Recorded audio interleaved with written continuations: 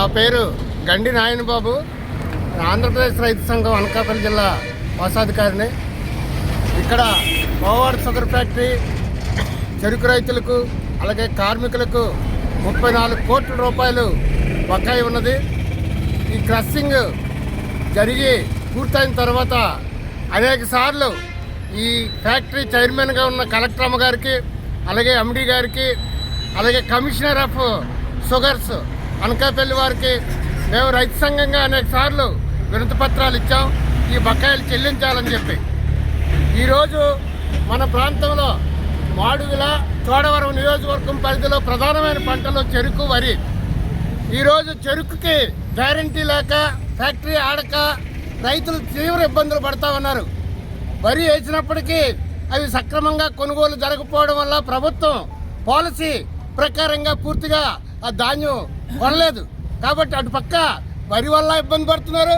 రెండో, చెరుకు పంట వేసిన పంటని ఇక్కడ ఫ్యాక్టరీ ఆడకపోవడం వల్ల సంగిలి, శ్రీకాకుళం జిల్లాకి తరలిస్తూ ఉన్నారు. అనేక కాటాల దగ్గర ఇప్పటికీ చెరుకు ఎండిపోతూ ఉంది, దిగుబడి తగ్గిపోతూ ఉంది. మరి రైతుకి ఆదుకుంటాం, రైతే రాజు అని ఎన్నికల్లో మాటలు చెప్పినటువంటి మన నాయకులు, కూటమి నాయకులు ఈరోజు ఎక్కడున్నారు, ఏం చేస్తున్నారు? అనేక సందర్భాల్లో ఇక్కడ గోవాడ షుగర్ ఫ్యాక్టరీ పరిధిలో జరిగిన మీటింగుల్లో మేము గ్రామ రైతుల తాలూకా జనరల్ బాడీ మీటింగుల్లో లేవనెత్తాం. ఈ ఫ్యాక్టరీని ఆధునీకరిస్తే తప్ప ఈ రైతులకు న్యాయం జరగదు, కార్మికులకు న్యాయం జరగదు. ఆధునీకరణకు డబ్బులు శాంక్షన్ చేయమని చెప్పి అడగడం జరిగింది. కలెక్టర్ గారు చెప్పారు ఇది ఇథనాల్ యూనిట్ పెడతామని. తర్వాత ప్రస్తుతం ఎమ్మెల్యే గారు చెప్పారు ఇక్కడ డిజిటల్ యూనిట్ పెడతామని.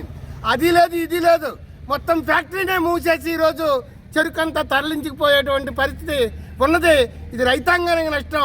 ఆ తరలించడం అంటే దానికి ట్రాన్స్పోర్ట్ ఎక్స్పెన్సెస్ పెరుగుతుంది, రైతుకు వచ్చే తగ్గిపోద్ది.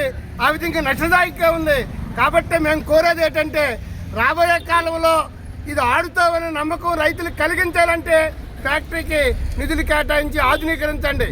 అలాగే బకాయిలు కొన్ని వేల కోట్ల రూపాయలు ప్రభుత్వం రకరకాల స్కీముల కింద ఖర్చు పెడతా ఉంది. రైతాంగం కూడా మనుషులే కదా, పాలు తోలిన చెరుకుకి డబ్బులు కేటాయించి ఎందుకు ఇవ్వరు అని చెప్పేసి మేము ఆంధ్రప్రదేశ్ రైతు సంఘంగా డిమాండ్ చేస్తూ ఉన్నాం. అయితే రాబోయే కాలంలో ఈ బకాయిలు చెల్లించకపోతే, దీన్ని ఆధునీకరించకపోతే గ్రామ స్థాయిలో రైతాంగాన్ని కదిలించేదానికి ఆంధ్రప్రదేశ్ రైతు సంఘం కంకణం కట్టుకొని ముందుకు వెళ్తామని చెప్పి రాబోయే కాలంలో, సమ్మర్ కాలంలో తప్పనిసరిగా ప్రతి గ్రామంలో సభలు పెట్టి రైతుల్ని చైతన్యపరిచే విధంగా ఈ ఫ్యాక్టరీని నిలబెట్టుకోవడం కోసం ఆంధ్రప్రదేశ్ రైతు సంఘం కృషి చేస్తుందని చెప్పి తెలియజేస్తూ అవకాశం ఇచ్చినందుకు ధన్యవాదాలు తెలియజేస్తూ ముగిస్తున్నాను.